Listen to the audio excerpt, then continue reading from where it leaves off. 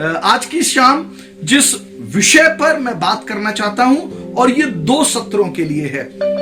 आज इस सत्र का पहला दिन है और जिस विषय पर हम बात करना शुरू कर रहे हैं वो है द हेज ऑफ गॉड, परमेश्वर का बाड़ा। द हेज ऑफ गॉड या परमेश्वर की सुरक्षा का घेरा। इस विषय को हम 2 सत्रों में लेंगे। आज जिस विषय के ऊपर बात कर रहे हैं वो है द हेज ऑफ गॉड, परमेश्वर की सुरक्षा का घेरा या परमेश्वर का बाड़ा। जब हम अपने जीवन में संसार के अंदर आसपास देखते हैं तब हमें यह ज्ञात होता है कि लगभग हर दिन हमारे पास ऐसे समाचार आते हैं, कहीं कोई दुर्घटना हुई है, कहीं कोई मृत्यु को प्राप्त हुआ है, कहीं कोई बीमार हुआ है, कहीं कोई प्राकृतिक आपदा आई है। और शायद हमारे जीवन का एक दिन भी ऐसा नहीं होगा जब हम कहें कि इनमें से कोई सूचना नहीं आती। और जब ये समाचार, ये सूचनाएं हमारे पास आती हैं तब हमें ये समझ में आता है कि मनुष्य का जीवन कैसा क्षणभंगुर है, ये कैसा नश्वर है, ये आसानी से बिखर सकता है। The human life is so fragile, it can easily be shattered, it can easily be broken। कुछ भी हमारे साथ हो सकता है। और इसी बात को भजन संहिता की पुस्तक उसका 103 अध्याय और उसके 15 और 16 पद कहते हैं। भजन संहिता की पुस्तक उसका 103 अध्याय और उसके 15 और 16 पद इस बात को कहते हैं। यहां पर इस रीति से लिखा है, मनुष्य मिट्टी ही है, मनुष्य की आयु घास के समान होती है, वो मैदान के फूल की नाई फूलता है, जो पवन लगते ही ठहर नहीं सकता और वो अपने स्थान में फिर नहीं मिलता है। मनुष्य मैदान की घास की तरह है, आज है और कल खत्म हो जाता है। वो फूल की तरह फूलता तो है, फलता तो है, आज बहुत सुंदर नजर आ रहा है, लेकिन हवा चलती है और चलने वाली ये पवन, ये वायु के कारण ही वो फूल बिखर जाता है और खत्म भी हो जाता है। यानी कि मनुष्य का जीवन नश्वर है। लेकिन इसके आगे के 2 पद 17 और 18 पद बहुत ही सुंदर बात को कहते हैं। वहां पर ऐसा लिखा है, परंतु यहोवा की करुणा उसके डरवइयों पर युग युग और उसका धर्म उनके नाती पोतों पर भी प्रकट होता रहता है, अर्थात उन पर जो उसकी वाचा का पालन करते हैं और उसके उपदेशों को स्मरण करके उन पर चलते हैं। यूं तो मनुष्य का जीवन नश्वर है और अकस्मात बहुत सी बातें हो सकती हैं, लेकिन परमेश्वर का अनुग्रह उसके डरवइयों के ऊपर बना रहता है। और परमेश्वर अपने ऊपर विश्वास करने या परमेश्वर के ऊपर भरोसा रखने वाले लोगों के साथ विशेष रीति से व्यवहार करता है और विशेष रीति से अनुग्रह करता है। और इसकी एक छवि हम अय्यूब की पुस्तक के अंदर देखने पाते हैं। जब हम अय्यूब की पुस्तक के अंदर पढ़ते हैं, जहां से मैंने आज के विषय का सार लिया है, अय्यूब की पुस्तक उसका पहला अध्याय उसका पहला पद इस रीति से कहता है, उस देश में अय्यूब नाम एक पुरुष था, वो खरा और सीधा था और परमेश्वर का भय मानता और बुराई से परे रहता था।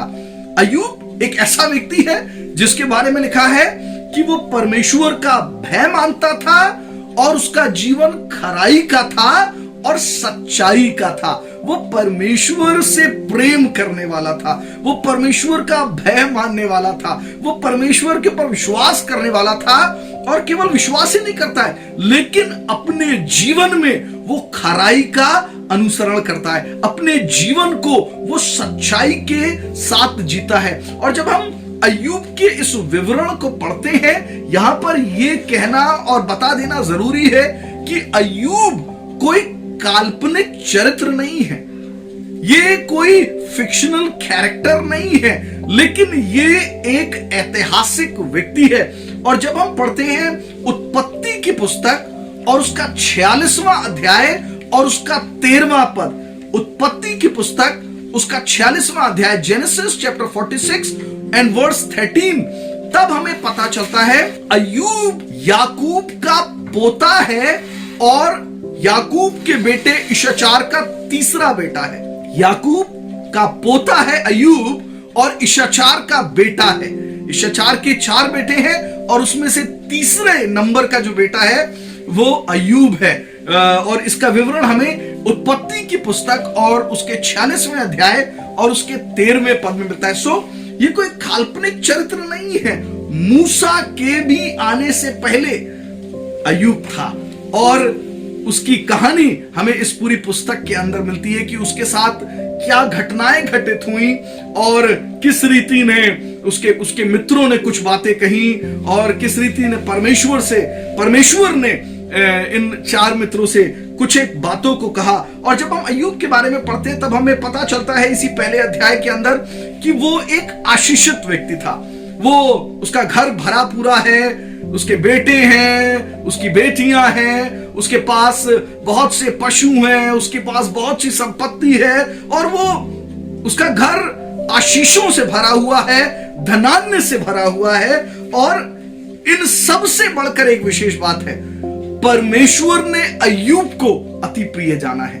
परमेश्वर अय्यूब से बहुत स्नेह करता है और इसका हवाला या इसकी एक झलक हमें इसी अध्याय के 8वें पद के अंदर मिलती है। ऐसा लिखा है, जब इब्लीस शैतान बहुत जगह से घूमता हुआ, जब परमेश्वर के बहुत से स्वर्गदूत उसके सिंहासन के चारों तरफ इकट्ठे थे, शैतान भी उस स्थान पर आ पहुंचा और परमेश्वर ने शैतान से, ऐसा लिखा 8वें पद के अंदर पूछा, यहोवा ने शैतान से पूछा, क्या तूने मेरे दास अय्यूब पर ध्यान दिया है? क्योंकि उसके तुल्य खरा और सीधा और मेरा भय मानने वाला और बुराई से दूर रहने वाला मनुष्य कोई नहीं है। कितनी अद्भुत बात है। बहुत सी बार हम अपनी गवाही देते हैं, हमारे अंदर क्या अच्छाइयां हैं, हम क्या कुछ करते हैं और हमने क्या त्याग किए हैं, हम कैसा जीवन जीते हैं। बहुत सी बार मनुष्य हमारी अच्छाइयों के विषय में बताते हैं, लेकिन हमारे स्वयं के बताने से या दूसरे के मनुष्य की गवाही देने से बेहतर परमेश्वर की गवाही है। जब लोग हमारी तारीफ करें तब हमें बहुत खुश होने की आवश्यकता नहीं है, लेकिन हमें स्वयं का आकलन करके ये जानने की आवश्यकता है परमेश्वर हमारे विषय में क्या कहते हैं, परमेश्वर हमारे विषय में क्या गवाही देते हैं। और यहां कोई मनुष्य अय्यूब के जीवन की गवाही नहीं दे रहा है, लेकिन परमेश्वर उसके विषय में कह रहे हैं। और किससे कह रहे हैं? इब्लीस से कह रहे हैं, क्या तूने मेरे दास अय्यूब पर ध्यान दिया है? उसके जैसा खरा, सीधा और मेरा भय मानने वाला, बुराई से दूर रहने वाला मनुष्य कोई नहीं है। जैसा वो है ऐसा कोई नहीं है। सो जब हम अपने जीवन की गवाही देना चाहें या अपने जीवन के विषय में किसी से सुनना चाहें, तो मैं समझता हूं सबसे बेहतर व्यक्ति परमेश्वर यहोवा है। हमें यह समझने की आवश्यकता है कि परमेश्वर को हम कैसे नजर आते हैं। और 10वें पद को जब हम पढ़ते हैं इसी अध्याय के, तब हमें वहां पर एक प्रकाशन मिलता है और यह प्रकाशन हमें मिलता है इब्लीस या शैतान के शब्दों में। जब शैतान परमेश्वर के इस प्रश्न का, इस गवाही का उत्तर दे रहा है, तब वहां पे वो एक गहरे प्रकाशन को हमारे सामने प्रस्तुत करता है। और 10वां पद कहता है, क्या तूने उसकी और उसके घर की और जो कुछ उसका है उसके चारों ओर बाड़ा नहीं बांधा? तूने तो उसके काम पर आशीष दी है। शैतान ने कहा, अय्यूब तेरा धन्यवाद यूं ही थोड़ी ना करता है, अय्यूब तेरा भय यूं ही थोड़ी ना मानता है, वो यूं ही खराई का जीवन थोड़ी ना जीता है, वो ऐसे ही सच्चा थोड़ी ना है, लेकिन वो ये सब इसलिए करता है क्योंकि तूने उसके और जो कुछ उसका है उसके चारों ओर एक बाड़ा बांधा है। Because you have built a hedge around him and you have blessed him. तूने उसके और जो कुछ उसका है उसके चारों ओर एक बाड़ा बांधा है, एक हेज बनाई है, एक सुरक्षा का घेरा बनाया है, और जो कुछ तूने उसको दिया है उसमें तूने अपनी आशीषों को रखा है। यहां पे हम एक प्रकाशन को पाते हैं और वो प्रकाशन ये है कि परमेश्वर अपने डरवैयों के चारों ओर एक बाड़ा बांधते हैं। परमेश्वर उनके ऊपर जो उसके ऊपर विश्वास करते हैं एक सुरक्षा का घेरा बनाते हैं और इस सुरक्षा के घेरे को शैतान लांघ नहीं सकता। शायद शैतान बहुत चाहता तो था अय्यूब को नुकसान पहुंचाना, शायद शैतान चाहता तो था अय्यूब की माल संपत्ति चुरा लेना, उसके बच्चों की हानि करना, लेकिन वो ये सब कर नहीं सकता था क्योंकि परमेश्वर ने एक बाड़ा बांधा है, परमेश्वर ने एक सुरक्षा का घेरा बांधा है और उस घेरे में ना केवल अय्यूब सुरक्षित है लेकिन अय्यूब के बेटे और बेटियां सुरक्षित हैं, अय्यूब की माल और संपत्ति सुरक्षित है और जो कुछ अय्यूब का है वो सब कुछ उस सुरक्षा के घेरे के अंदर परमेश्वर की सुरक्षा में है जिसको शैतान लांघ नहीं सकता। ये कितनी अद्भुत बात है। और इस रीति से जब हम बात कर रहे हैं तब इन दिनों बहुत ज्यादा चर्चा हो रही है भजन संहिता 51 की, कोविड-19 के दिनों में, जहां पे बहुत से लोगों ने बार बार भजन 51 की घोषणा करी है, साम्स 91 की, जो हमें इस रीति से बताता है कि साम्स 91 और उसके पहले 2 पद पढ़ रहा हूं, यहां पर ऐसा लिखा है, जो परम प्रधान के छाए हुए स्थान में बैठा रहे वो सर्वशक्तिमान की छाया में ठिकाना पाएगा। मैं यहोवा के विषय कहूंगा कि वो मेरा शरण स्थान और गढ़ है, वो मेरा परमेश्वर है, मैं उस पर भरोसा रखूंगा। और आगे देखिए कितनी अद्भुत बातों को लिखा हुआ है, वो मुझे बहेलिये के जाल से और महामारी से बचाएगा। वो मुझे, जो मेरा नुकसान करना चाहता है, वो मनुष्य हो सकते हैं, वो संसार की युक्तियां हो सकती हैं, लेकिन वचन कहता है वो जो परमेश्वर के छाए हुए स्थान में बैठा है, वो जो उसकी सुरक्षा के घेरे के अंदर है, बहेलिये उसका कुछ बिगाड़ नहीं सकते हैं, क्योंकि वो मुझे बहेलिये के जाल से बचाता है, वो मुझे महामारी से बचाएगा, वो तुझे अपने पंखों की आड़ में लेगा, तू उसके पैरों के नीचे शरण पाएगा, उसकी सच्चाई तेरे लिए ढाल और झिलम ठहरेगी। तू ना रात के भय से डरेगा और ना उस तीर से जो दिन को उड़ता है, ना उस मरी से जो अंधेरे में फैलती है, और ना उस महारोग से जो दिन दोपहरी में उजाड़ता है। और 7वां पद बहुत ही अद्भुत है, तेरे निकट 1000 और तेरे दाहिनी ओर 10,000 गिरेंगे परंतु वो तेरे पास नहीं आएगा। शायद आपके आसपास बहुत से लोगों को हानि हो रही हो, शायद आपके आसपास बहुत से लोग बीमार भी हो रहे हो, बहुत से लोग आर्थिक नुकसान भी उठा रहे हो, शायद एक प्राकृतिक आपदा आए और बहुत से लोग नुकसान उठाएं, लेकिन वचन का ये वायदा है, वो जो परमेश्वर के छाए हुए स्थान में बैठे हैं, वो जो परमेश्वर की सुरक्षा के घेरे के अंदर हैं, उनके निकट 1000 गिरेंगे, 10,000 गिरेंगे, लेकिन हानि उनके निकट नहीं आने पाएगी। परंतु तू अपनी आंखों से दृष्टि करके और दुष्टों के अंत को देखेगा। वो लोग जो प्रभु के नजदीक नहीं है, आप उनके अंत को देखेंगे, लेकिन वो हानि, वो नुकसान आपके निकट नहीं आएगा, क्योंकि परमेश्वर ऐसा करते हैं कि वो अपने डरवैयों के चारों ओर, जिनसे प्रभु प्रेम करते हैं, उनके चारों ओर वे एक सुरक्षा के घेरे को बनाते हैं। God builds a hedge around his people which Satan cannot trespass, जिसको शैतान लांघ नहीं सकता।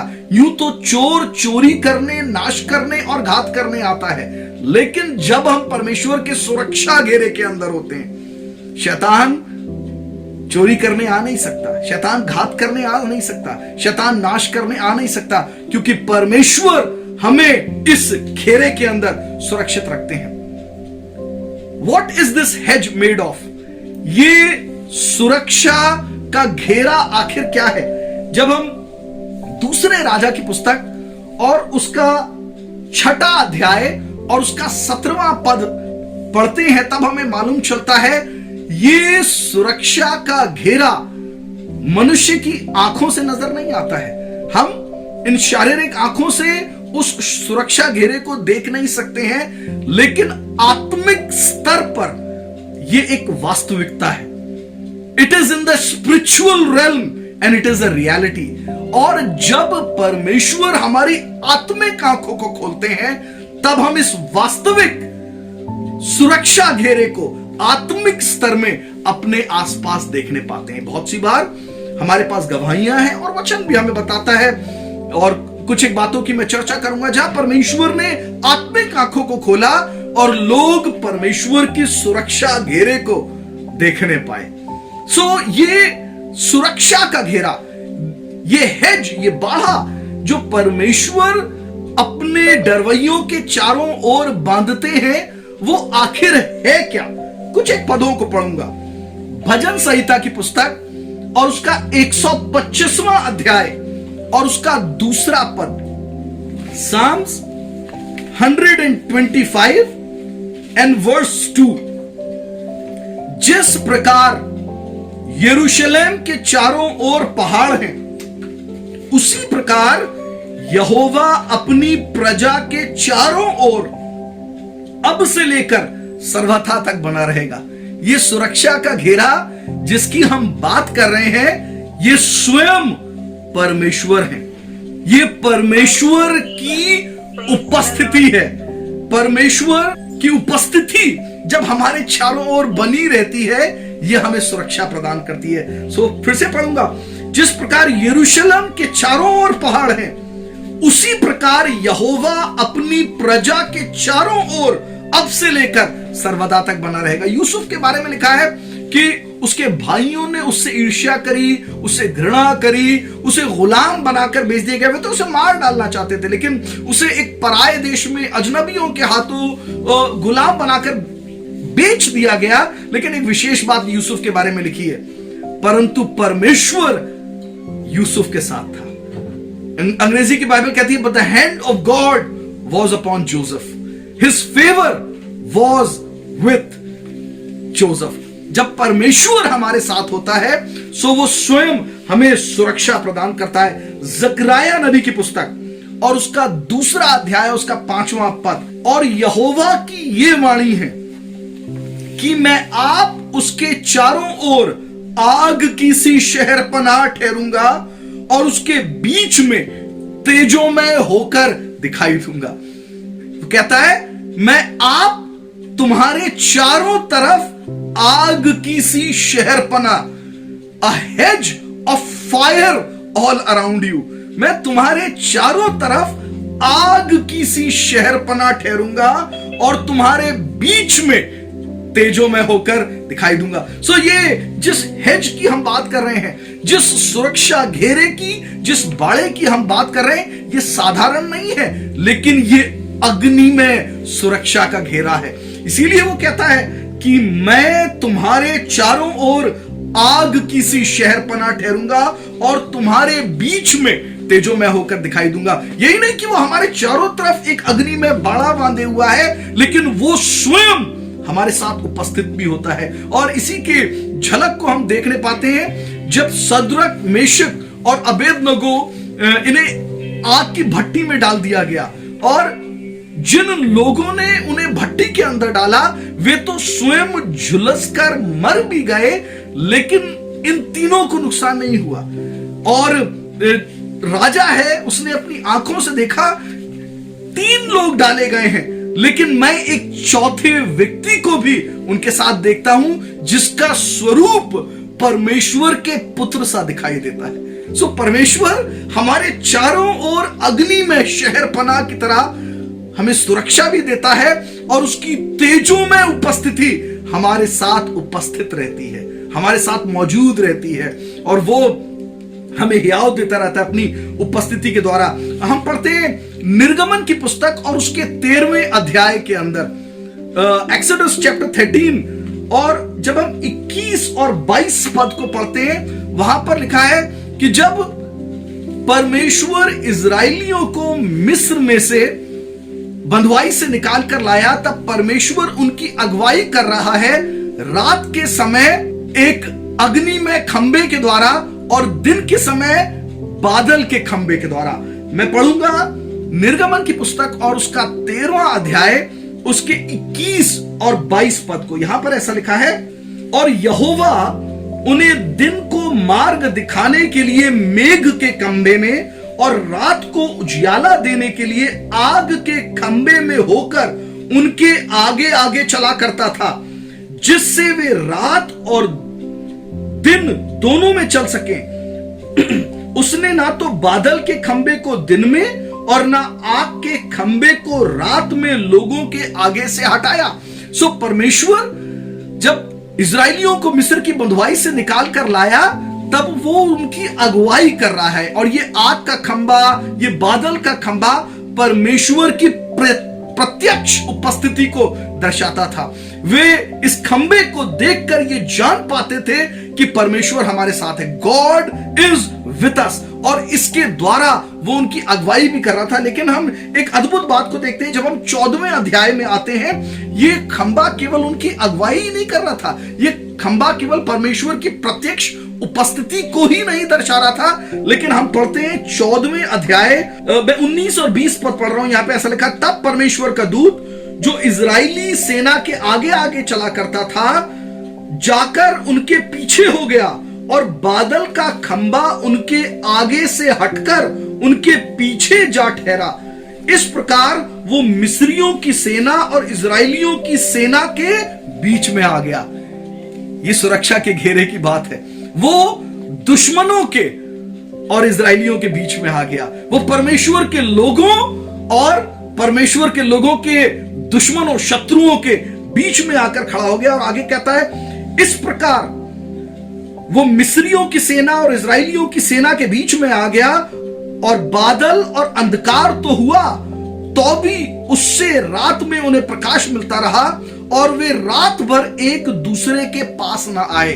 जब हम इन पदों को आगे पढ़ते हैं, तब हमें पता चलता है कि यह खंबा मिस्रियों के लिए तो अंधकार ठहरा, for Egyptians it was darkness, लेकिन वो इजरायलियों के लिए प्रकाश ठहरा, ज्योति ठहरा। यह परमेश्वर की सुरक्षा का घेरा करता है, यह परमेश्वर की उपस्थिति करती है।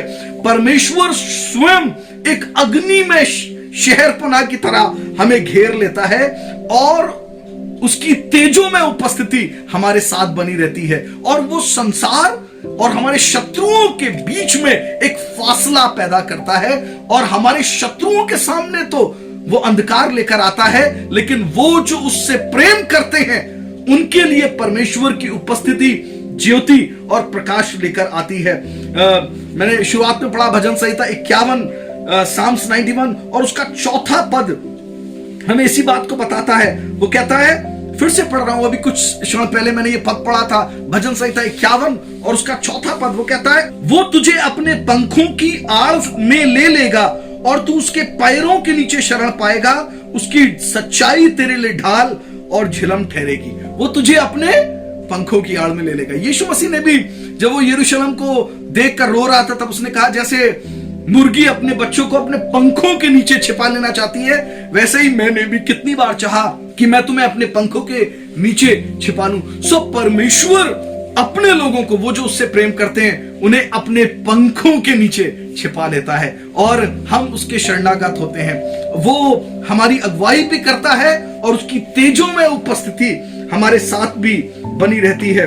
व्यवस्था विवरण की पुस्तक और उसका 33वां अध्याय, ड्यूट्रॉनमी चैप्टर 33 एंड वर्स 27, अनादि परमेश्वर तेरा गृह धाम है और नीचे सनातन भुजाएं हैं। वो केवल हमारा शरण स्थान नहीं है, लेकिन लिखा है underneath are his everlasting arms.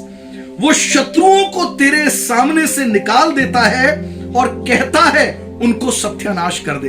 वो हमारा गृह धाम है और उसकी अनंत भुजाएं हमें नीचे से संभाले रहती हैं, और वो हमारे शत्रुओं को हमारे सामने पराजित करता है। जब हम भजन संहिता की पुस्तक और उसका 23वां अध्याय पढ़ते हैं, तब वचन हमें यही बताता है, वो मेरे शत्रुओं के सामने मेरे लिए मेज बिछाता है। वो हमारे शत्रुओं को हमारे सामने पराजित करता है। सो ये परमेश्वर है जिसकी उपस्थिति हमारे सामने, हमारे चारों तरफ एक अग्नि में शहरपना, एक अग्नि में सुरक्षा का घेरा बनाती है।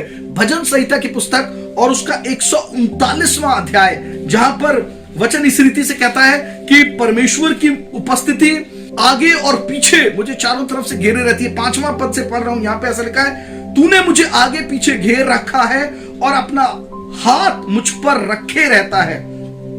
ये ज्ञान मेरे लिए बहुत कठिन है, ये गंभीर और मेरी समझ से बाहर है। मैं तेरे आत्मा से भागकर किधर जाऊं, वह तेरे सामने से किधर भागूं?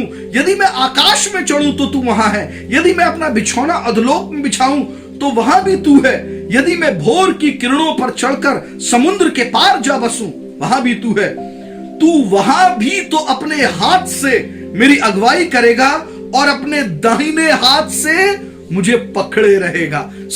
परमेश्वर हमें चारों तरफ से घेरे रहता है, हमारी अगुवाई करता है, और वो कहता है तू हमारी अगुवाई नहीं करता लेकिन अपने दाहिने हाथ से मुझे पकड़े रहता है। ये हेज जिसकी हम बात कर रहे हैं, ये परमेश्वर की उपस्थिति है जो उसके डरवैयों के साथ, उससे प्रेम करने वालों के साथ बनी रहती है, और इस रीति से होती है कि वो उनके चारों ओर एक अग्निमय शहरपनाह की तरह होती है, और उसकी तेजोमय उपस्थिति हमारे साथ बनी रहती है। जब हम भजन संहिता की पुस्तक और उसके 46वें अध्याय और उसके 7वें पद को पढ़ते हैं, वहां पर इस रीति से लिखा है, जिस यहोवा की हम आराधना करते हैं वो सेनाओं का यहोवा है।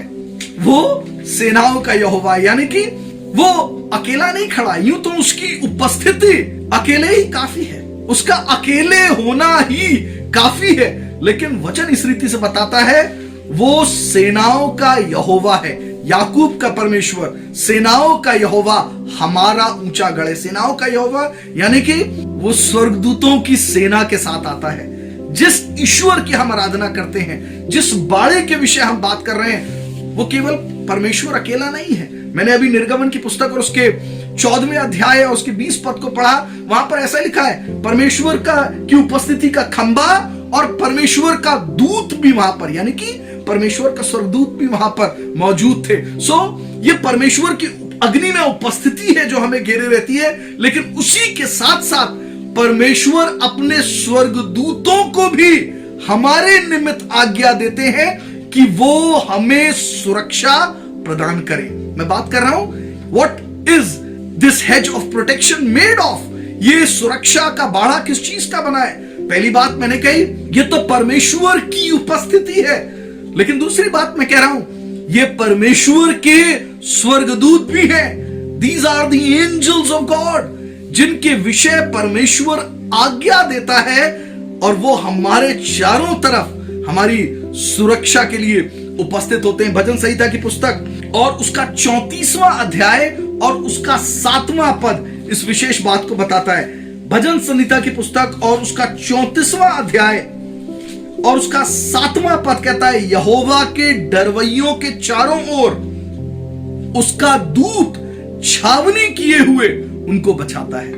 यहोवा के डरवैयों के चारों ओर उसका दूत छावनी किए हुए उन्हें बचाता है। परमेश्वर के स्वर्गदूतों की उपस्थिति हमारे चारों ओर बनी रहती है। एक समय प्रभु यीशु मसीह ने अपने चेलों से कहा कि तुम्हें मालूम है, इन हाय उस पर जो इनमें से किसी छोटे को ठोकर खिलाता है, क्योंकि इनमें से छोटे बच्चों के स्वर्गदूत स्वर्ग में मेरे सामने हाजिर होते हैं। यानी कि हम सब के लिए परमेश्वर ने अपने दूत मुहैया किए हैं, स्वर्गदूत मुहैया किए हैं। He has appointed angels as guardian angels who guard us day and night, जो दिन और रात हमारे चारों ओर घेरा बनाकर हमें सुरक्षा प्रदान करते हैं। एक बार फिर से लौटूंगा भजन संहिता 51 में, जहां पे इसी बात को लिखा हुआ है। भजन संहिता 51 और उसका 11वां पद, और इस बात को यूं तो मैं कह चुका हूं लेकिन पढ़ रहा हूं यहां पे, भजन संहिता 51 और 11वां पद, क्योंकि वो अपने दूतों को तेरे निमित्त आज्ञा देगा। किसको? अपने स्वर्गदूतों को तुम्हारे लिए आज्ञा देता है, जहां कहीं तू जाए वे तेरी रक्षा करें। जब आप कहीं घर से बाहर जा रहे हैं, जब आप किसी कार्य को कर रहे हैं, वचन कहता है वो अपने दूतों को तुम्हारे निमित्त आज्ञा देता है कि जहां कहीं तुम जाओ वो तुम्हारी रक्षा करें। सो परमेश्वर के स्वर्गदूत उसके डरवैयों के चारों ओर छावनी किए हुए उन्हें बचाते हैं। दूसरे राजा की पुस्तक और उसका 6ठा अध्याय, और इस 6ठे अध्याय के अंदर वर्णन है उस समय का जब सीरिया का राजा एलीशा को मारना चाहता था, उसे बंधुआ बनाना चाहता था, और उसने अपने सैनिकों को भेजा कि जाओ एलीशा को पकड़ कर लाओ। और एलीशा उस समय एक पहाड़ के ऊपर था, और सैनिकों ने आकर, शत्रुओं ने आकर उस पहाड़ को चारों तरफ से घेर लिया। और जब एलीशा के दास ने इस दृश्य को देखा तो वो बहुत घबरा गया, वो विचलित हो गया, और वो कहने लगा, प्रभु क्या आपको दिखाई देता है कि शत्रुओं ने, सैनिकों ने हमें घेर लिया है और शत्रुओं की सेना हमें मारने को आ रही है, वो हमें बंधुआ बनाने को आ रही है। तब ऐसा लिखा है दूसरे राजा की पुस्तक और उसके 6ठे अध्याय 16वें पद से पढ़ रहा हूं। ऐसा लिखा है, एलीशा ने उससे कहा, मत डर, क्योंकि जो हमारी ओर है वो उनसे अधिक है जो उनकी ओर है। यानी कि एलीशा को एक प्रकाशन मिला था, एलीशा के पास एक ज्ञान था कि वो अकेला नहीं है, केवल परमेश्वर की उपस्थिति उसके साथ नहीं है, केवल परमेश्वर का हाथ ही उसके ऊपर बना नहीं है, लेकिन परमेश्वर ने अपॉइंट किए हैं अपने स्वर्गदूत, परमेश्वर ने अपॉइंट किए हैं उसके निमित्त अपने एंजल्स उसकी सुरक्षा करने के लिए, क्योंकि जिस यहोवा की हम आराधना करते हैं वो सेनाओं का यहोवा है। और ऐसा लिखा है, एलीशा ने कहा, मत डर, हम अकेले नहीं है, क्योंकि जो हमारी ओर है वो उनसे बहुत अधिक है जो हमारे विरोध में है। वो शायद 1000 सैनिक हैं, लेकिन जो हमारी ओर है वो ना जाने कितने। जब ढेर सारे सैनिक यीशु मसीह को पकड़ने के लिए आए, पतरस ने अपनी तलवार निकाली और उसने एक सैनिक के दास के कान पर हमला कर दिया और वो घायल हो गया। तब यीशु मसीह ने कहा, अपनी तलवार अपने पास रख ले, क्या तुझे ये नहीं समझ में आता है, यदि मैं अपने पिता से कहूं तो वो स्वर्गदूतों की सेना को भेज देगा और वे मेरे लिए युद्ध कर सकते हैं। परमेश्वर अपने डरवैयों के चारों ओर स्वर्गदूतों की छावनी को बनाते हैं जो हमें सुरक्षा प्रदान करती हैं। और इस छावनी की, इस बाड़े की, इस हेज की एक विशेष बात है, डेविल कैन नॉट ट्रेसपास। शैतान इस बाड़े को लांग नहीं पाता है, इस सुरक्षा के घेरे से आगे नहीं आ पाता है। और जब तक परमेश्वर की सुरक्षा का घेरा आपके चारों तरफ बंधा है, तब किसी भी तरीके की विपत्ति आपके डेरे के निकट आ नहीं सकती है। और हम बहुत सी बार यूं तो इस शब्द को कहते हैं कि कोई भी विपत्ति हमारे डेरे के निकट नहीं आएगी, लेकिन यह तभी होगा जब परमेश्वर की सुरक्षा का घेरा आपके डेरे के निकट बना है, जब परमेश्वर की उपस्थिति, उसके स्वर्गदूतों का बड़ा वो अग्नि में शहरपना आपके जीवन, आपके घर, आपके बच्चों, आपकी माल संपत्ति, सबके चारों ओर जब वो सुरक्षा का घेरा बना होगा, शैतान उसको लांग नहीं सकता। क्योंकि वो चाहता तो है चोरी करने आऊं, वो चाहता तो है घात करने आऊं, वो चाहता तो है नाश करने आऊं, वो चाहता तो है आकस्मिक मृत्यु को लेकर आऊं, वो चाहता तो है दुर्घटना लेकर आऊं, वो चाहता तो है बीमारियां लेकर आऊं, but he can not trespass the hedge of God. और ऐसा लिखा है 17वें पद में, जहां पे मैं पढ़ रहा था, दूसरे राजा की पुस्तक 6ठा अध्याय और 7वां पद, तब एलीशा ने यह प्रार्थना की, हे यहोवा इसकी आंखें खोल दे कि ये देख सके। तब यहोवा ने सेवक की आंखें खोल दी। मैं कह रहा था ये सुरक्षा का घेरा आत्मिक स्तर पर एक सच्चाई है, लेकिन जब तक हमारी आत्मिक आंखें खुली ना हो, हम इस सुरक्षा घेरे को देख नहीं सकते हैं। हम इन शारीरिक आंखों से उस आत्मिक स्तर को देख नहीं पाते, लेकिन जब परमेश्वर हमारी आंखों को खोल दे तब हम इस प्रकाशन को पाते हैं। और वो कहता है, तब यहोवा ने सेवक की आंखें खोल दी और जब वो देख सका तब क्या देखा कि एलीशा के चारों ओर का पहाड़ अग्नि में घोड़ों और रथों से भरा हुआ है। यानी कि वो स्वर्गदूत जो युद्ध करने के लिए तैयार है। और वो भी कैसा है, वो अग्नि में शहरपना जो परमेश्वर स्वयं है, ये स्वर्गदूत जो घोड़ों और रथों पर सवार है वे भी अग्नि में है। सो जिस सुरक्षा के घेरे की हम बात कर रहे हैं वो साधारण सुरक्षा का घेरा नहीं है, लेकिन वो अग्नि में सुरक्षा का घेरा है, जहां परमेश्वर की स्वयं उपस्थिति है और परमेश्वर अपने दूतों को हमारे निमित्त आज्ञा देता है और वो उसके डरवैयों के चारों ओर छावनी किए हुए उन्हें बचाते हैं। जब हम डैनियल की पुस्तक और उसके 6 अध्याय को पढ़ते हैं, वहां पर ऐसा लिखा हुआ है कि डैनियल तो शेरों की मांद में डाला गया और राजा पूरी रात विचलित रहा, क्योंकि वो जानता था कि डैनियल एक धर्मी जन है और राज्य को डैनियल की कितनी आवश्यकता है। लेकिन जब हम डैनियल की पुस्तक 6 अध्याय और उसके 22वें पद को पढ़ते हैं, तब हमें पता चलता है कि डैनियल को परमेश्वर ने जीवित रखा भूखे शेरों की मांद में भी। और कैसे? 22वां पद कहता है, मेरे परमेश्वर ने अपना दूत भेजकर शेरों के मुंह को ऐसा बंद रखा कि उन्होंने मेरी कुछ भी हानि नहीं की। इसका कारण यह है कि मैं उसके सामने निर्दोष पाया गया और हे राजा, तेरे सम्मुख भी मैंने कोई भूल नहीं की। परमेश्वर ने क्या किया? परमेश्वर ने अपने स्वर्गदूत को भेजा और उन्होंने आकर शेर के मुंह को बंद कर दिया। इसी रीति से जब आप पढ़ेंगे एजरा की पुस्तक उसके 8वें अध्याय में, जब इजराइली जो कि बंधुआई में चले गए थे, उन्हें लौटकर इजराइल आना है और ये एजरा की अगुवाई में लौटकर आ रहे हैं और इन्हें एक लंबा सफर तय करके आना है और रास्ते में चोर हैं, डाकू हैं, लुटेरे हैं। और ऐसा लिखा हुआ है 8वें अध्याय और 31वें पद के अंदर कि एजरा को अपने मन में यह लगा कि मुझे राजा से सहायता नहीं मांगनी चाहिए। सो उसने उपवास किया, प्रार्थना करी और परमेश्वर ने उन्हें अपने दूत को भेजकर अलौकिक सुरक्षा प्रदान करी मार्ग के अंदर।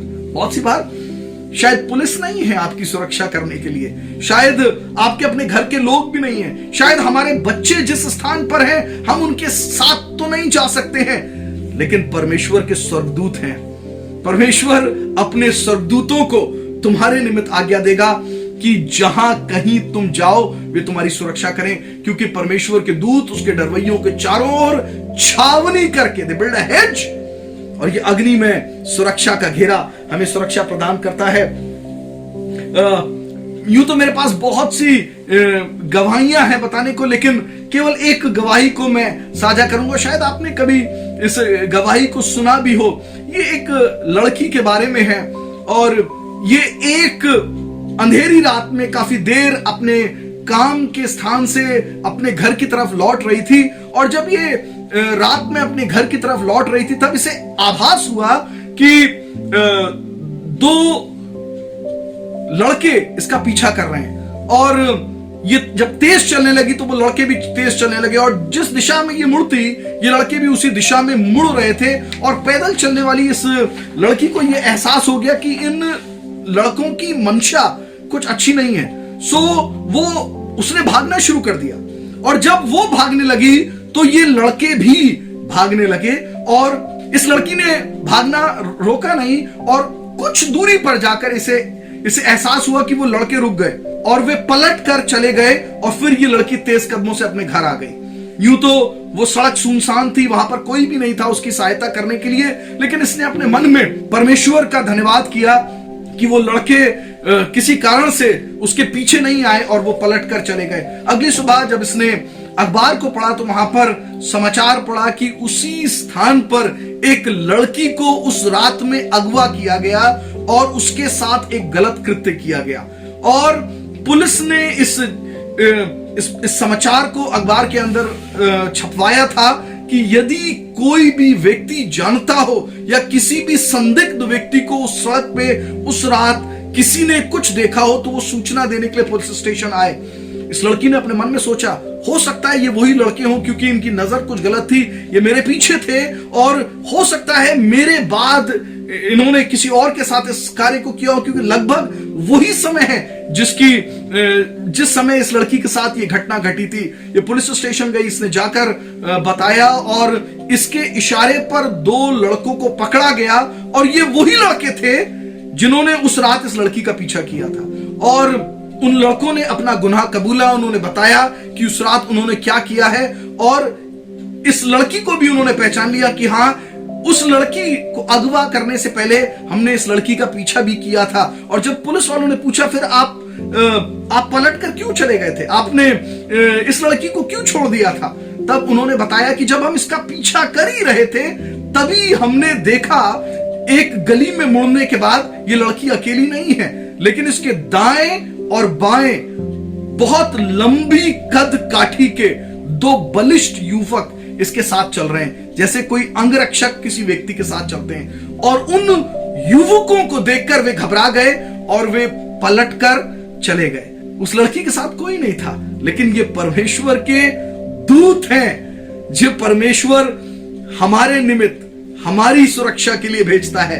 और ये उसके डरवैयों के चारों ओर छावनी किए हुए मुझे बताते हैं। जिस अस्पताल में मैं काम करता था उसकी निदेशिका और एक डॉक्टर और अस्पताल की एक और कर्मचारी, वो लोग एक दिन अस्पताल के कार्य से कार में एक स्थान से दूसरे स्थान जा रहे थे और एक शहर से दूसरे शहर जाते हुए एक जगह ऐसी आई सड़क में जहां पे बहुत गहरा गड्ढा था और उस गड्ढे को बचाने के लिए उन्होंने तेज गति से जाने वाली अपनी कार को की दिशा को मोड़ा। और जैसे ही उन्होंने अपनी गाड़ी को मोड़ा, उनकी गाड़ी गड्ढे में तेजी से पलटने लगी और जैसे ही गाड़ी पलटी उन्हें यह मालूम था कि गति बहुत तेज है, हमें नुकसान हो सकता है।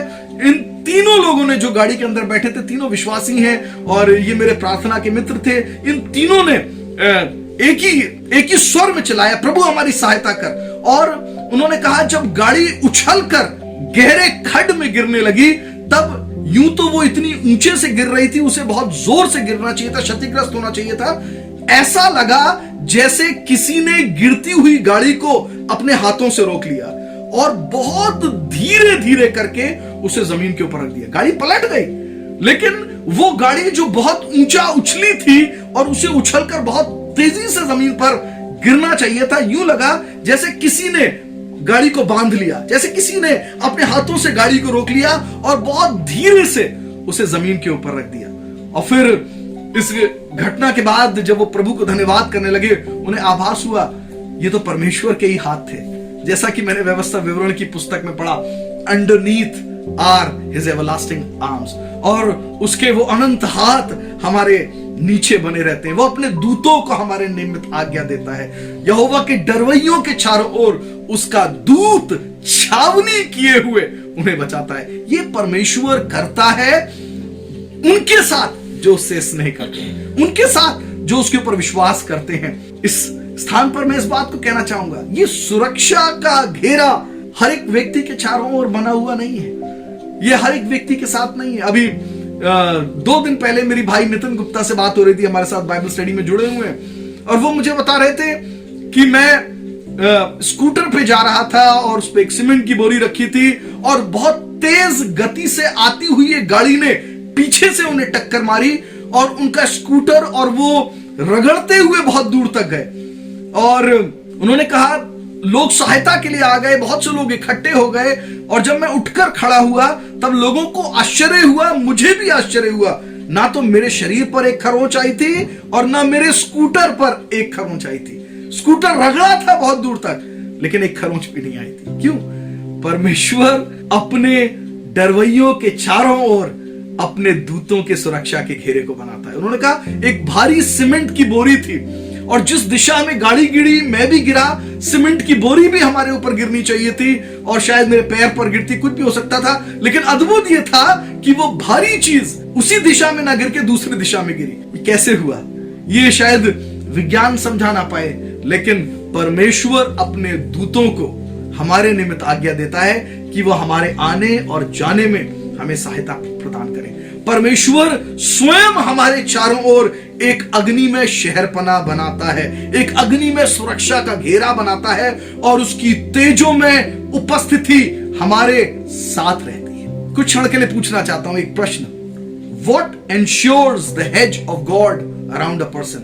क्या है जो परमेश्वर के बाड़े को आश्वस्त करता है किसी भी मनुष्य, किसी भी परिवार के चारों तरफ? जब हम अय्यूब के जीवन को पढ़ रहे हैं, अय्यूब के बारे में बहुत सी अच्छी बातों को पढ़ रहे हैं, वो खरा व्यक्ति है, वो सच्चाई से चलने वाला व्यक्ति है, वो धर्मी जन है, उसने शायद बहुत से अच्छे कार्य किए। क्या उसके अच्छे कार्य, क्या उसकी खराई, क्या उसकी सच्चाई आश्वस्त करते हैं परमेश्वर की सुरक्षा घेरे को? एक हद तक लोग सोच सकते हैं यदि हम सब कुछ अच्छा कर रहे हैं तभी शायद परमेश्वर हमें इस सुरक्षा के घेरे को प्रदान करेंगे, और एक हद तक ये बात सच भी हो सकती है। लेकिन इस बात को मैं कहना चाहता हूं that the hedge of God does not depend upon any of our works।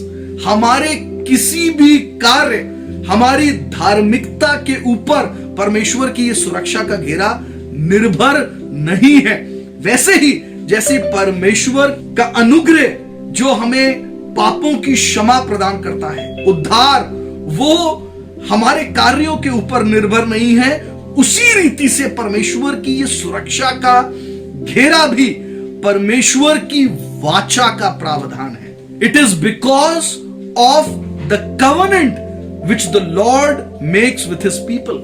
वो वाचा जो परमेश्वर अपने अनुग्रह में हमारे साथ बांधता है, उसके कारण परमेश्वर की ये सुरक्षा का घेरा हमारे चारों तरफ आता है। हम अपने कार्यों से ये आश्वस्त नहीं हो सकते करके कि हाँ अब परमेश्वर अपनी सुरक्षा मुझे प्रदान करेगा। नहीं, it happens because it is part of God's covenant promises. ये परमेश्वर की वाचा की प्रतिज्ञाओं का हिस्सा है कि वो अपने लोगों को अलौकिक सुरक्षा प्रदान करें। और जब हम परमेश्वर की वाचा को समझने लगते हैं पुराने नियम में भी और नए नियम में भी, तब हमें पता चलता है परमेश्वर अपने लहू के द्वारा, परमेश्वर लहू बहाए जाने के द्वारा, बलिदान के लहू के द्वारा मनुष्यों के साथ वाचा को बांधते हैं। जब हम पुराने नियम में देखते हैं तब हमें पता चलता है पशुओं के बलिदान के द्वारा जो लहू बहाया गया, उस लहू से परमेश्वर ने वाचा बांधी पुराने नियम के अंदर। लेकिन जब हम नए नियम के अंदर आते हैं तब हमें पता चलता है प्रभु यीशु मसीह ने अपना लहू हमारे लिए क्रूस के ऊपर बहाया और एक नई वाचा बांधी। और यीशु मसीह ने अपने चेलों से कहा, ये नई वाचा का मेरा लहू है जो तुम्हारे लिए बहाया जाता है। और ये परमेश्वर की वाचा का प्रावधान है कि वो अपने अनुयायियों के चारों ओर एक सुरक्षा के घेरे को बांधते हैं। ये आपकी धार्मिकता के कारण नहीं होता है, ये केवल आपकी खराई के कारण नहीं होता है, ये आपके धर्म कर्म पुण्य के कारण नहीं हो सकता है, but it is only because of God's covenant and it is part of God's covenant promises. इसीलिए संसार में शायद बहुत से लोग दान पुण्य कर रहे हैं, शायद बहुत से लोग अच्छे कार्य कर रहे हैं, लेकिन हम देखते हैं अच्छे कार्य करने वाले लोग भी बहुत सी बार हानि को उठा रहे हैं, बीमारियों को देख रहे हैं अपने जीवन में आते जाते।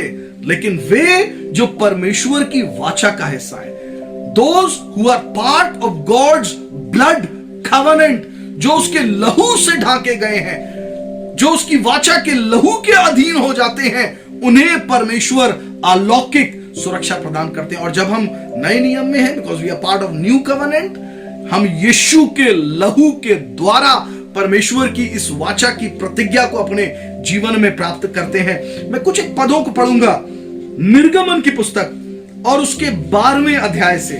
निर्गमन की पुस्तक और उसका 12वां अध्याय, ये वो स्थान है जहां पर इजराइली अभी भी मिस्र के अंदर हैं, और ये वो रात है जब मौत का फरिश्ता मिस्र की गलियों से गुजरा। और यहां पे 13वें पद के अंदर, निर्गमन की पुस्तक 12वां अध्याय और 13वें पद के अंदर एक विशेष बात परमेश्वर ने बोली, और जिन घरों में तुम रहोगे उन पर वो लहू तुम्हारे निमित्त चिन्ह ठहरेगा, अर्थात मैं उस लहू को देखकर तुमको छोड़ जाऊंगा, या दूसरे शब्दों में कहूं तुमको लांग जाऊंगा, दूसरे शब्दों में कहूं तुमको सुरक्षित रखूंगा। और जब मैं मिस्र के देश के लोगों को मारूंगा तब वो विपत्ति तुम पर ना पड़ेगी और तुम नाश नहीं होगे। ये क्या है? ये लहू की छाप है, ये लहू का चिन्ह है जिसे देखकर परमेश्वर व्यवहार करते हैं। ये सुरक्षा का घेरा, this hedge of God's protection which we are talking about, comes around us when we are covered in the blood of Jesus. जब हम बलिदान के लहू से, जब हम मेमने के लहू से ढके होते हैं, परमेश्वर के लिए वो एक चिन्ह ठहरता है। और परमेश्वर उन लोगों को, उन जीवनों को, उन परिवारों को, उन घरों को अपनी सुरक्षा प्रदान करते हैं जो मेमने के लहू से ढके हुए हैं। उन्हें एक विशेष काम करना था। उन्हें अपने घर की चौखटों पर और अलंगों पर मेमने का लहू लगाना था। मुझे और आपको भी यही करना है। We have to come under the covenant of blood of Jesus Christ. हमें प्रभु यीशु मसीह के लहू से स्वयं के जीवनों को ढांकना जरूरी है। हमें प्रभु यीशु मसीह के लहू के अधीन होना आवश्यक है। हमें प्रभु यीशु मसीह के लहू की सामर्थ को समझना आवश्यक है। और जब हम प्रभु यीशु मसीह के लहू से ढांके होते हैं, तब परमेश्वर अपनी वाचा की प्रतिज्ञाओं के अनुसार हमें ये अलौकिक सुरक्षा प्रदान करते हैं। And his hedge is built around us. बहुत सी बार हमें मालूम भी नहीं होता है, बहुत सी बार हम सोच भी नहीं रहे होते हैं, लेकिन चूंकि हम उसके लहू से ढके हुए हैं, ये सुरक्षा का घेरा हमारे चारों तरफ बना रहता है। कितनी बार आपने अपने जीवन में आते जाते देखा होगा, ओ ये अचानक से हुआ। कितनी बार मेरे साथ हुआ, मैं गाड़ी चला रहा हूं और मैं एक दिशा में जा रहा हूं और अचानक से मैंने सोचा भी नहीं, लेकिन मेरे पांव ब्रेक के ऊपर गए और मुझे लगा ये अचानक से गाड़ी कैसे रुक गई, मैंने अचानक से ब्रेक कैसे लगाए हैं। और फिर मुझे समझ में आया, अगर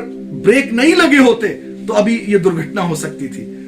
इससे पहले कि मैं कार्य करता, परमेश्वर मेरे लिए कार्य करता है। परमेश्वर हमें अपनी सुरक्षा को प्रदान करते हैं। सो ये सुरक्षा का घेरा, ये बाड़ा, ये हेज जिसकी हम बात कर रहे हैं, it is part of God's covenant promises. ये परमेश्वर की वाचा की प्रतिज्ञा का हिस्सा है। और ये इसलिए है क्योंकि हम मेमने के लहू से ढके हुए हैं, क्योंकि हम प्रभु यीशु मसीह के बलिदान किए हुए लहू से ढाके जाते हैं। और ऐसा लिखा हुआ है जब हम अय्यूब की पुस्तक को पढ़ते हैं कि जब ये सुरक्षा का घेरा हटा लिया गया, when this hedge was removed around his family and around him destruction came, तब विपत्तियां आई, तब शैतान प्रवेश करने पाया उसके घर के अंदर नुकसान पहुंचाने के लिए। सो फिर दोहराऊंगा इस बात को, जब तक परमेश्वर की सुरक्षा का घेरा बना है, शैतान उसको लांग के अंदर नहीं आ सकता है। मौत का फरिश्ता लांग के अंदर नहीं आ सकता है। बीमारियां घर के अंदर प्रवेश नहीं कर सकती हैं। और जब हम पढ़ते हैं तब हमें पता चलता है, उसके पहले अध्याय को आप बाद में पढ़ सकते हैं, अय्यूब की पुस्तक, उसके पहले अध्याय को क्या हुआ, उसके बेटे और बेटियों के साथ दुश्मनों ने आकर हमला किया। ऐसा लिखा है, उसके भेड़ बकरियां, उसके ऊंट, उसके पशु पक्षी, उसके सेवक मार डाले गए। आसमान से आग गिरी, दुश्मनों ने हमला कर दिया। उसके बेटे और बेटियां जिस घर के अंदर जेवनार कर रहे थे, वहां एक प्रचंड वायु चली, और ऐसी प्रचंड वायु, it is a natural calamity, एक प्राकृतिक आपदा की तरह है, और वो घर ढह गया जिसके अंदर वो बैठे थे। ये धनी लोग थे, ये किसी झोपड़ी के अंदर नहीं रहते थे, ये किसी मिट्टी के बने हुए मकान के अंदर नहीं रहते होंगे, लेकिन ऐसी प्रचंड वायु, ऐसा वेदर चेंज हुआ कि वो घर पूरा का पूरा ढह गया और वे सब लोग मारे गए। ये कब हुआ? जब परमेश्वर की सुरक्षा का घेरा हट गया। इस जगह पे मैं इस बात को कहना चाहता हूं, बहुत सी बार हमारे व्यक्तिगत जीवन के अंदर विपत्तियां तब आती हैं, हमारी माल संपत्ति की हानि तब होती है जब परमेश्वर की सुरक्षा का घेरा किसी भी कारण से हट जाता है। हमारे परिवार के अंदर, हमारे बच्चों के ऊपर जो कुछ हमारा है उसे शैतान छू नहीं सकता, उसे अंधकार की शक्तियां छू नहीं सकती जब तक परमेश्वर की सुरक्षा का घेरा क्यों ना बनाओ।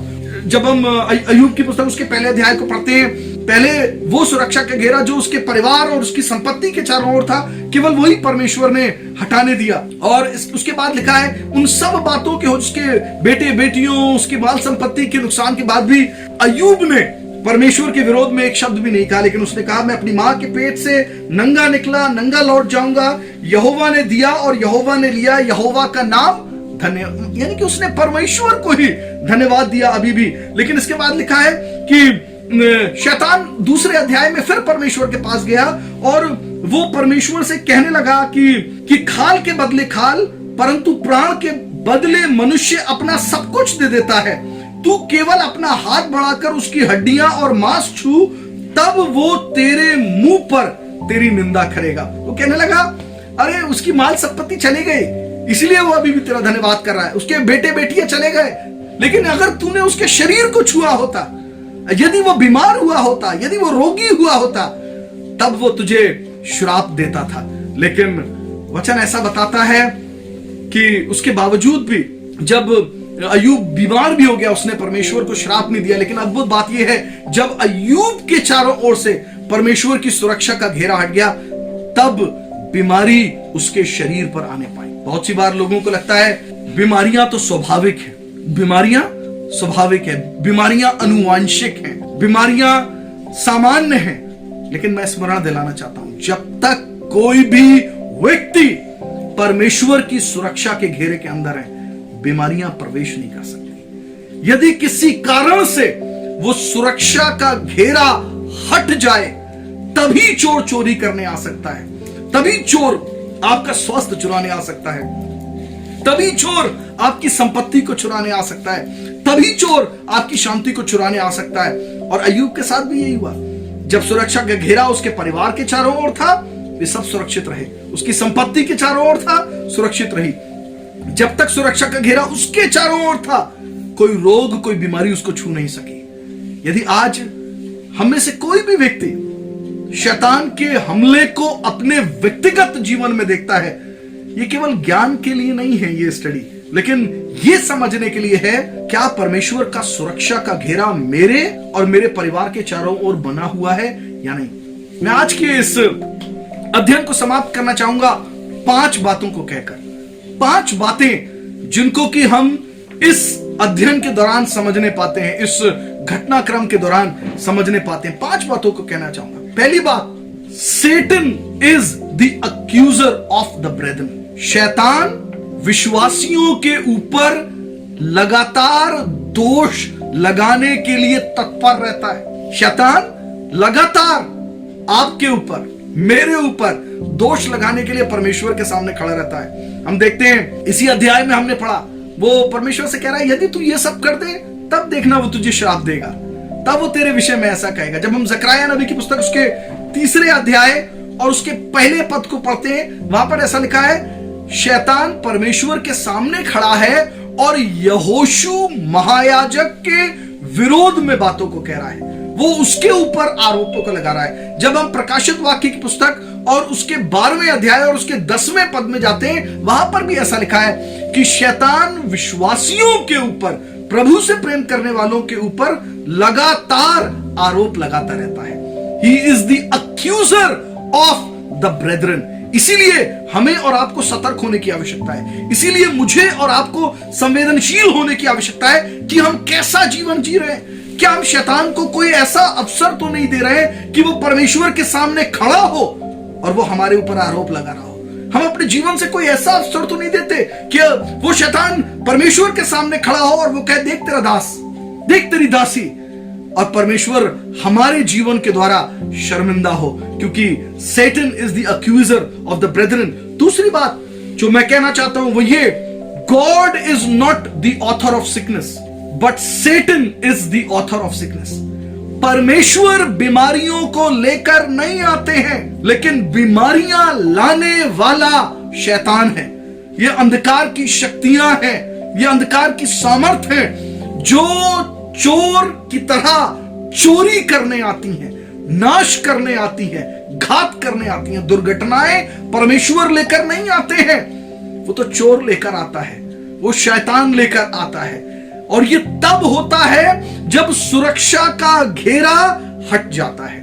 तीसरी बात जो समझने की आवश्यकता है, शैतान हमारे जीवन में विपत्तियों को लेकर आ सकता है।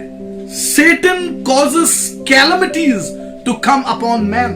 और जब मैं विपत्तियों की बात करता हूं, तब बहुत सी बातें जिन्हें आप प्राकृतिक आपदाओं की तरह देखते हैं, जैसा कि हम अय्यूब की पुस्तक उसके पहले अध्याय में पढ़ रहे हैं, जरूरी नहीं है कि वो परमेश्वर की तरफ से ही हो, वो शैतान भी कर सकता है।